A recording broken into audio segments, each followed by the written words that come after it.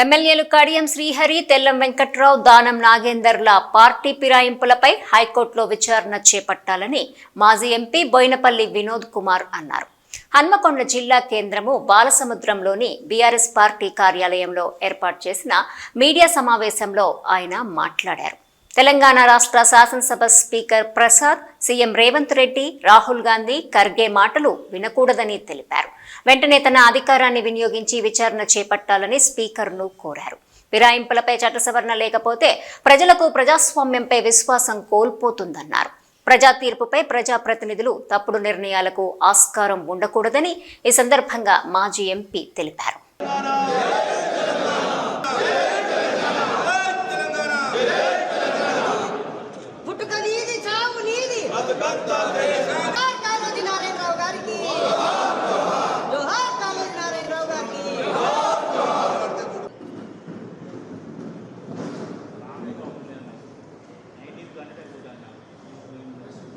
నమస్కారాలు.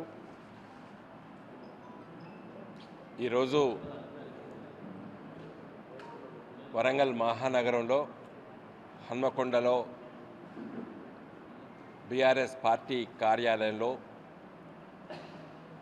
కాళోజీ నారాయణరావు గారి జయంతి ఉత్సవాల్ని తెలంగాణ ఉద్యమకారులమందరం కూడా వరంగల్ నగరంలో ఉన్నటువంటి వారి విగ్రహాన్ని కూడా ఇవాళ మేమందరం కూడా ద్వారా యావత్తు తెలంగాణ ప్రజలకి మన తెలంగాణ గడ్డపై పుట్టినటువంటి గొప్ప గొప్ప మహనీయుల చరిత్రలు తెలంగాణ రాష్ట్రం వచ్చిన వెంటనే పాఠ్యాంశాల్లో చెప్పి మరి చిన్నారులకి చైతన్యపరచాలనేటువంటి ఓ గొప్ప ఆలోచనతోని తెలంగాణ ఉద్యమ నేత, తెలంగాణ తొలి ముఖ్యమంత్రి కల్వకుంట్ల చంద్రశేఖరరావు గారి ఆలోచనలు కూడా మరి కార్యరూపం దాల్చడం జరిగింది. దాంట్లో అతి ముఖ్యులు కాళోజీ నారాయణరావు గారు. స్వాతంత్ర సమరయోధులు, సామాజిక స్పృహ కలిగినటువంటి గొప్ప మహనీయుడు, పద్మవిభూషణ్ గ్రహీత. తన ఊపిరే అన్యాయానికి వ్యతిరేకంగా పోరాటం చేసేటువంటి ఊపిరి మరి కాళోజీ గారిది. ఎమర్జెన్సీ కాలంలో కాంగ్రెస్ పార్టీ ఆ రోజు ఎమర్జెన్సీలో అణచివేత సామాన్య ప్రజలపై చేసే సందర్భంలో నాటి సమైక్య ఆంధ్రప్రదేశ్ ముఖ్యమంత్రి జలగం వెంగళరావు గారి ఆనాడు పరిపాలన పట్ల ఒక నిరసనను గలాన్ని విప్పి చైతన్యపరిచినటువంటి రోజులు మాకు గుర్తుకొస్తున్నాయి. ఎందుకంటే మేము ఆ రోజు విద్యార్థులుగా ఉన్నటువంటి రోజులవి.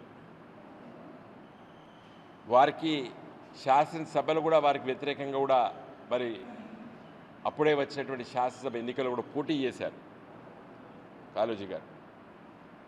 కాళోజీ గారి కుటుంబం మొత్తం కూడా వారి పెద్దన్నయ్య కాళోజీ రామేశ్వరరావు గారు ఒక గొప్ప న్యాయవాది వరంగల్ బార్ అసోసియేషన్ వరంగల్ కోర్టులో. నాలాంటి వాడికి చాలా అదృష్టం. ఎందుకంటే మరి న్యాయవాది బ్యాండ్స్ నేను కోర్టులో అడుగుపెట్టిన మొదటి రోజు కాళోజీ రామేశ్వరరావు గారే నా మెడకు కట్టడం జరిగింది.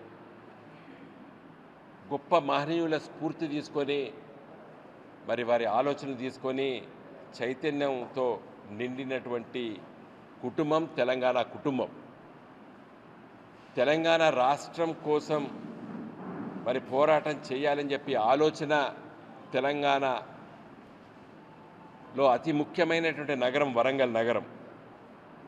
కాకతీయ విశ్వవిద్యాలయం మాజీ వైస్ ఛాన్సలర్ ప్రొఫెసర్ జయశంకర్ గారు, అదే విశ్వవిద్యాలయంలో చాలామంది ప్రొఫెసర్లు, మేధావులు, మరి మన మధ్యలో లేనటువంటి బియ్యాల జనార్దన్ రావు గారు లాంటి నాయకులు కేసీఆర్ గారిని మరి కాళోజీ గారి ఇంటికి తీసుకెళ్ళి కల్పించడం జరిగింది.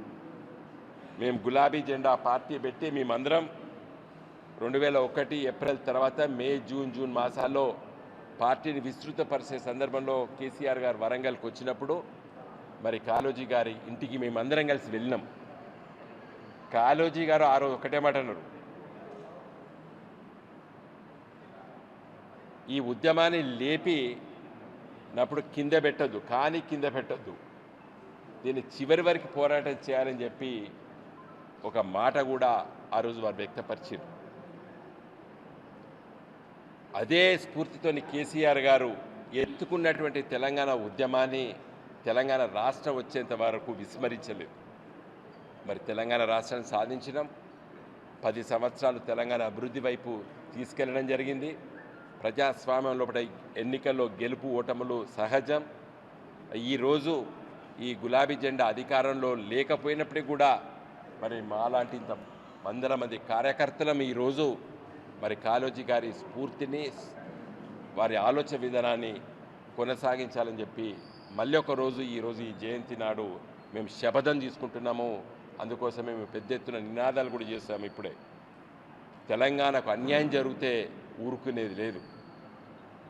ఎలాంటి మేము ఇలా అధికారం లేకపోవచ్చు, ప్రభుత్వం లేకపోవచ్చు, కానీ తెలంగాణకి ఏ అన్యాయం జరిగినా కూడా తిరుగుబాటు ధోరణితోని ముందుకెళ్తామని చెప్పి మళ్ళొకసారి ఈరోజు కాళోజీ గారిని గుర్తు చేసుకుంటూ మేమందరం కూడా ఒక ప్రతిజ్ఞ పూనుతున్నాం. జై తెలంగాణ. మిత్రులారా, ఇది అయిపోయింది కదా, ఇది అయిపోయింది. ఇంకొకటి ఏంటంటే ఇప్పుడే హైకోర్టు తీర్పిచ్చింది, దానిపైన మాట్లాడతాం. యా,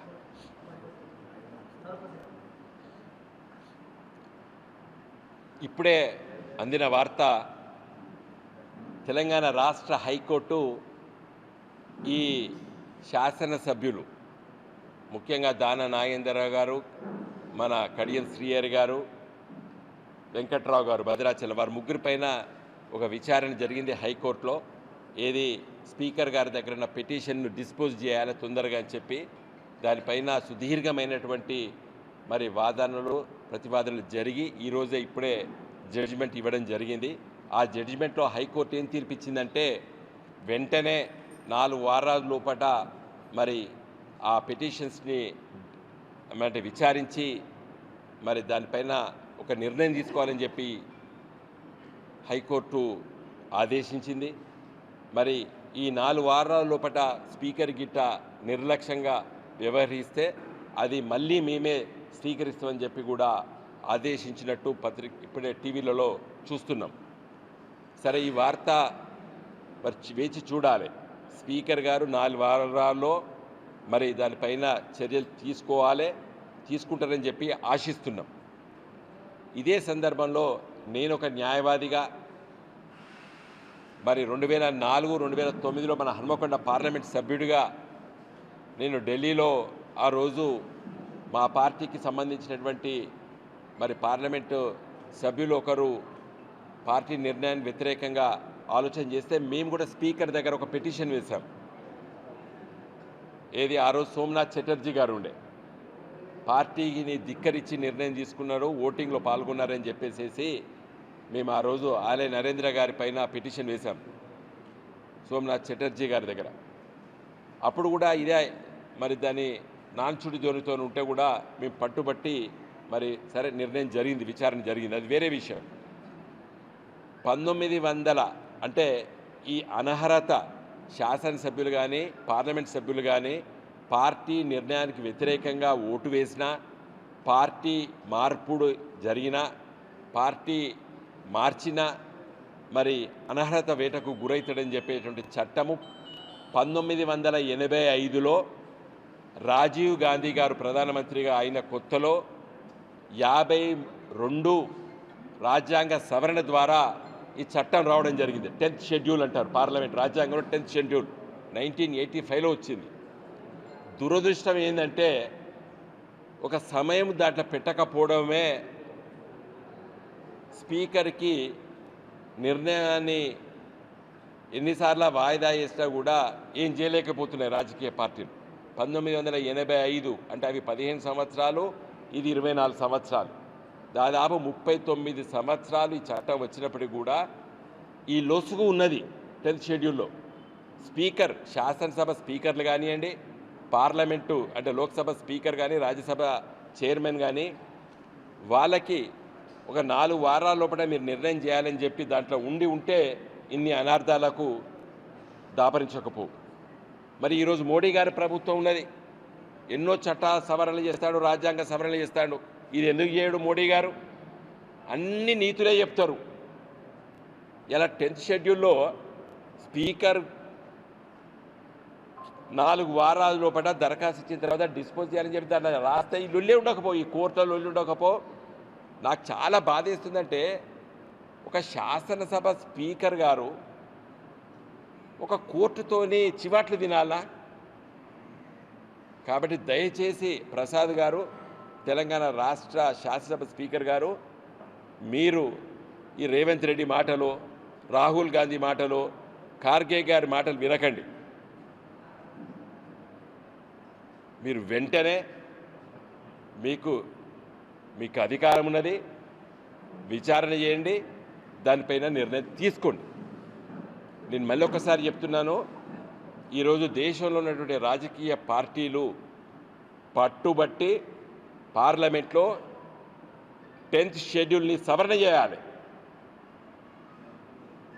చేసి స్పీకర్లకి కేవలం 4 వారాల, 6 వారాల, 2 వారాల, 1 వారమా ఏదో సమయం పార్లమెంటు విత్ ఇట్స్ విజ్డమ్ నిర్ణయం తీసుకొని ఆ సవరణ చేయాలని చెప్పి కూడా నేను 10 సంవత్సరాల పార్లమెంట్ సభ్యుడిగా నా అనుభవంతో నేను ఇవాళ డిమాండ్ చేస్తున్నాను. మోడీ గారి ప్రభుత్వం వెంటనే ఈ 10th షెడ్యూల్ని సవరణ చేయకపోతే ఇలాంటి ఈ ఆయారాంలు గయారాంలు ప్రజలకి ప్రజాస్వామ్యం పట్ల అసలు విశ్వాసం కోల్పోతున్నారంటే కారణము ఇలాంటి సంఘటనలు జరుగుతాయి. మరి 85లో అప్పుడు రాజీవ్ గాంధీ గారు చట్టం పెట్టినప్పుడు ఇలాంటి స్పీకర్లు ఉంటారు అనుకోలేదు, వాయిదాలు వేసే స్పీకర్లు ఉంటారు అనుకోలేదు. ఆ రోజు ఏమనుకున్నారు? స్పీకర్ అంటే చాలా ఒక నిబద్ధగలటువంటి వ్యక్తి స్పీకర్ కుర్చీలో కూర్చుంటాడు, తనకు ముందు ఇలాంటి పెటిషన్లు ఇస్తే తొందరగా డిస్పోజ్ చేస్తారని అనుకున్నారు ఆ రోజు 1985లో. దురదృష్టవశాత్తు మరి తదనంతరం జరిగిన పరిణామాలు ఈ విధంగా జరుగుతున్నాయి. నేను ఈ పార్టీ ఆ పార్టీ అంటలేను, అన్ని గిట్లం చేస్తానే. కాబట్టి నా దృష్టిలో వెంటనే తప్పు చేయకుండా చేయాలి,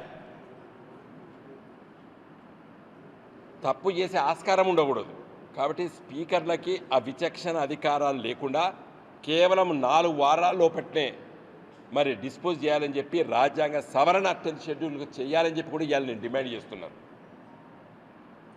మరి అలా హైకోర్టు 4 వారాల లోపల నువ్వు విచారించి దీనిపైన నిర్ణయం తీసుకోమని ఆదేశించారు. కాబట్టి ప్రసాద్ గారు స్పీకర్ గారిని నేను రిక్వెస్ట్ చేస్తున్నాను, మీరు వెంటనే మరి దీనిపైన నిర్ణయం తీసుకోవాలి. తీసుకోకపోతే మన కోర్టు సుమోటోగా స్వీకరిస్తానది. ఇది మంచి పరిస్థితి కాదు. ఒక లెజిస్లేటివ్ ప్రజలు ఓటు ద్వారా గెలిపించినటువంటి శాసన సభ్యులు నిర్ణయం తీసుకునేటువంటి పవర్ను కోర్టుకి ఇవ్వడం మంచిది కాదు. జై తెలంగాణ.